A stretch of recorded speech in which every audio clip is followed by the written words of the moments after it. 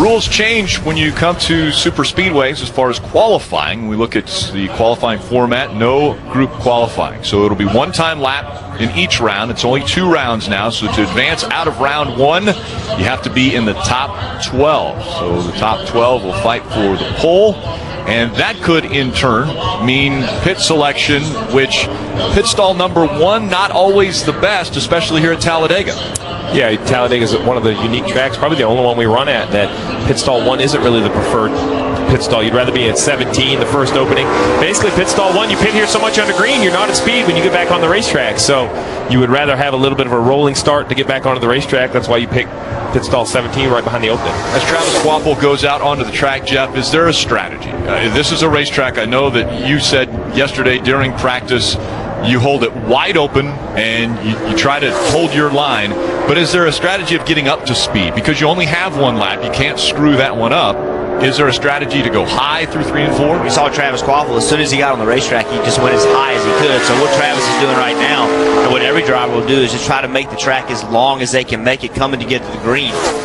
This racetrack is all about trying to build momentum when you get the green flag, and then you're going to see Travis, when he gets the green flag and crosses the line, he's going to get as low as he can, and then he's going to try to make the racetrack as small as he can possibly make it. So you're using the track, the size of it, to get your momentum, and then you're trying to make the track as small as you can. So you see him right here, he's getting the green flag. He's already moved down the racetrack, and now he's going to put his left sides on the yellow line. And really, as a driver, that's all you can do, is make the circle as small as you can make it, keep your hands as smooth and as slow moving as you can, and that's really all you can do. Which, that's something, you know, when we talk about single car qualifying at the speedways, 1 lap is a big change. Not only are there 2 rounds, that's a big change, but if you go back in history, 1 lap, because there are a lot of times, Jeff, we used to see this right for years. We'd go to Daytona testing or come here to test, come here for qualifying, and there were a lot of cars that would run a first lap. Oh man, that car has a shot at the pole, and then they wouldn't run much fast. Other cars would run a real slow first lap and have a great second lap. So I think only running 1 lap does suit different engine manufacturers, different teams differently. Travis Quapple, a former Camping World Truck Series champion, attempting to make just his 4th 4 miles per hour. And so let's take a little time to remind everyone why we're doing this procedure the way we were doing it. We were doing group qualifying, and in the qualifying, we were having wrecks. We were having a lot of cars wrecked because you had to be in the draft. You had people trying to lay back and get a big run. We ended up wrecking race cars just for qualifying. So NASCAR said, you know what, no more of that. Drivers didn't like it, NASCAR didn't like it. Well, then history tells us that when we go to single car qualifying, it's going to take forever. It takes forever. So then NASCAR said, you know what, let's speed it up and make it only 1 lap versus 2 laps, and we're going to send the second car out as quickly as we can. So that sped this whole process up as they made the change also. And we see how Bobby Labonte now tracking green, his average. See, Bobby has left sides, I mean, literally on the yellow line. That's just, again, it's just, see, even on the straightaways, on the left sides, on the yellow, he's just trying to make the circle of the racetrack as small as he can possibly make it. His average is going to be closer to 189 miles per hour. He slows down to 188 as he goes through the Friable. That would be Martin Truex Jr. He comes in 8th on the grid, 6 points to the good. Is that enough to make you feel relieved coming into this race? I feel great. I'm sure you do. What is it like coming to this race at this track with so much at stake? It's just a lot out of your control. You know, you go to somewhere like Texas or, you know, last weekend, a place like that where you can go race and hopefully have a good race car and run a smart race. Here it's just, you know, kind of a wild card. So you just go out there and you try to race hard. And, you know, I think all of our goals right now is probably just to get to that last lap and hope you have a shot at, you know, putting yourself in the right position. Well, we wish you the best of luck on Sunday. We know that Martin Truex Jr. Knows his way to the front back in the spring, qualified 36th and still finished top 5, Rick. And that's a characteristic of this racetrack. You can start pretty much anywhere in the field and find yourself up front, leading laps, potentially getting the win. As we see Timmy Hill, a pretty good lap for Timmy Hill. Timmy is one of the drivers that needs to be in the top 36 if he wants to make the race on Sunday. And they're eligible for provisionals today. They're last on the list, so he has to be in the top 36 if he's going to get himself in. He's already beaten 2 cars, so that's a good sign. The practices that took place yesterday, the times and speeds you can't translate because some cars were out there by themselves, others were out there in a pack. So we saw speeds of over 201 miles an hour yesterday in practice, and people might be asking, well, how come we're only seeing speeds of 190 miles an hour here in qualifying? It's because they don't have help. They don't have assistance. They don't have the draft. That's absolutely right, Rick. And also, even the cars that did run by themselves yesterday, with a group of cars on the racetrack, that still affects the racetrack. There's still air moving around out there. Even as big as this facility is, if you get a big pack of cars, 8 or 10 cars out there, it affects your car. Also, if your liquids are warm, if your hubs have been heated up, your transmission, your gear oil, your brakes, there are things that you could do. If these cars go out and run a second time, which we'll see here in the second round, I would expect some of these cars to actually run faster because everything inside the car has been heated up. They'll have the opportunity to cool the water, which is the number one thing you want to. Burton goes out, and he is third quickest of the 4 drivers that have been on the track. Not a great lap for Jeb, but Jeb's in a situation where he's looking to make his first ever Talladega Sprint Cup start. And Jeb, your nephew, Jeff. I believe he's about 5th in line to get a provisional, so he's going to have a little bit of help here, I think, with that lap. He's going to have some people that are ahead of him in that provisional list that need to qualify out of the top 36. Well, I know we talk about this a lot, but that lap from Timmy Hill, we talk about the chase, and it's an impressive run that these 12 drivers are trying to do to win a championship. But this 62 team is trying to be here on Sunday, and they have to find a way to do that. They have to be in the top 36, which means they have to beat 9 or 10 cars. So currently the fastest on the list. That's a lot of work went into that 62 car to come down here and do this. That's what we talked about. This is their opportunity, right? This is a track that it lends itself to different opportunities than downforce tracks. Maybe that's just what the 60 car need, or 62 car needed. Alex Bowman looking like he's going to be almost 0.3 of a second off of what Timmy Hill has posted as the mark to beat. Alex Bowman goes qualified. And let's go trackside to Dave Burns. And Kevin had a very interesting perspective earlier today. Ricky got to be the guest analyst in the booth for the truck race, and I feel like you saw about everything you could hope to see in terms of understanding a Talladega race. Not like you didn't before, but what did you pick up watching that race that you might apply to tomorrow? There's some don't-do things, aren't there? There's definitely some don't-do things. I think get it full of fuel. Don't screw up on pit road and try to position yourself at the front of the pack are the 3 things that I saw in the race today. So it's definitely an interesting perspective. I like being up there in the booth and being able to do that on occasion, but still rather be in the seat of this Budweiser Jimmy John's Chevy. Okay, go hold it wide open for qualifying, okay? That's the plan. All right, Kevin Harvick, 4-car going out a while from now, Rick. Yeah, that's a little bit different from qualifying what they're used to, where everybody gets in the car at the same time and they're all ready to go out on the track. Now it's back to single car qualifying, which we've seen before, where you've got a little time before you get in your car. You do, but you know, an interesting thing that Kevin Harvick was Miles per hour, an average speed around this track. Yes, Rick, they can definitely run 193. Can I go back and answer the question now? No? You can, okay. and you have. Okay. Next up, that's Michael Waltrip. I'd say 194. You think 194 now that you saw that? Michael Waltrip so good at restrictor plate racing. A 2-time Daytona 500 winner.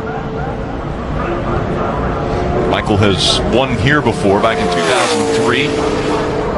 And this is what makes qualifying a restrictor plate races so different than other was that, what was MWR's involvement in this car? Normally the 98 car doesn't have as much involvement. So, but with Michael driving the MWR, how much do they affect? How much do they help with the car? So then you look at Jeb Burton, Bobby Labonte, Alex Bowman, all those guys. The MWR help with this car really affects them because it will affect who can run fast and ultimately who goes home because they're going to run pretty quick. So you just never know how much MWR helped with this effort. Michael Waltrip, as he crosses the start-finish line, is 6th quickest. Cars on the track. What types of things are on your mind before you buckle yourself in for qualifying here at Talladega? Not much, really. Just hold it wide open, and whatever she's got. That's about it, So really, there's not a whole lot a driver can do in this situation in order to try to make any speed. Just make sure you run as tight of a radius as you can and hold the pedal down as hard as you can. That's pretty much it. Certainly a lot on the line for Kyle Busch. It's a make it or break it race. He's 6 points back and certainly has to make up that ground on Sunday, Rick.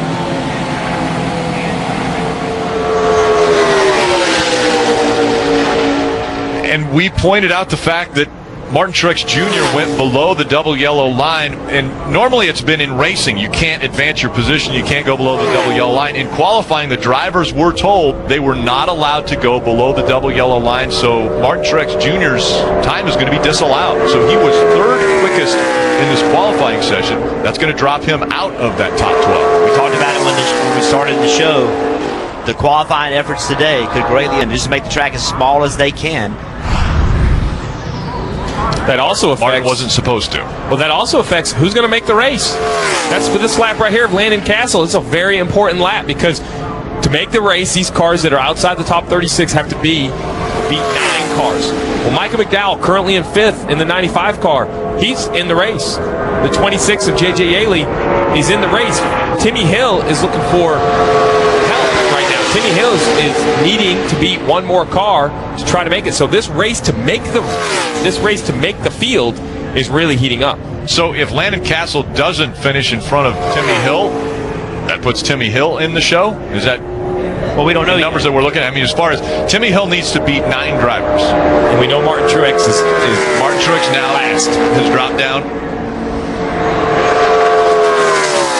So as Landon Castle goes across the start-finish line, only 5th is where he finishes. And for David Reagan, running for Front Row Motorsports, was able to get the biggest win of his career. Team right here at Talladega Super Speedway. That was back in 2013. David Reagan celebrating that win. Huge, huge win for not only the team, but David Reagan. And that's the gem. That's what all these little teams do. They see an opportunity like that, a smaller team win at Talladega, and that's what keeps them going. The 13 right here, the Geico machine with Casey Mears. Those are the finishes that tries to keep these teams going, because when you come to Talladega, it is truly more equal than anywhere. It's not completely equal. I agree with Jeff earlier in the show. Fast cars are still have a better opportunity, but you have to manage it all day long. Put yourself in the right position. Have a teammate helping you perhaps. And what terrifies the bigger teams racing for championships is did you see how many cars came across the start-finish line? It looked like maybe 15. That's right. So that's right. That means at some point during the day, a lot of cars got taken out with wrecks. Attrition, another one of the storylines that take place at Talladega, as Casey Mears goes 24th quick. Post Football Night in America. Coverage begins 7 Eastern, 4 Pacific, only on NBC. Very interesting qualifying today, and I will start off with Martin Truex Jr. Came out of turn 4 into the trioval. He goes below the double yellow line. The drivers were told you're not allowed to go below the double yellow line in qualifying, so his time was disallowed. Clint Boyer thinks he has it in first gear, but in fact he has it in reverse, so gets ready to leave and backs into the front of the 51 car. Again, these shifters, you either have to pull the shifter up and move it over and move it forward, or you have to push them down. If the shifter is different than what you're accustomed to, you can have it in first gear, but you think you have it in reverse.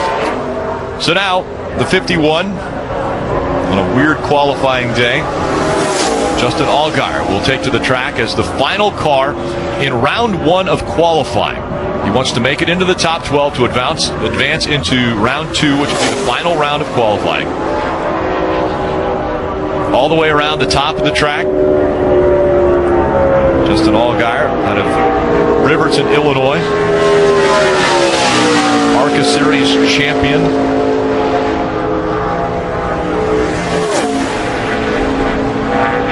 You see we have, Tony Stewart's on the cut line. Remember, there was a second round, and Justin Allgaier is going to try to advance himself into the second round. Trevor Bayne on forward. They know they're moving on, but they haven't been able to start working on their car yet. One thing NASCAR does here at the Speedways, because temperatures and such can be such an advantage, is when this car is complete and qualifying's over, that's when the top 12 will be able to start cooling their water. That way everybody has the same amount of time, keep it equal for every team. Going the wrong way to start off with for Justin Allgaier in the red and losing speed to the time that Tony Stewart posted.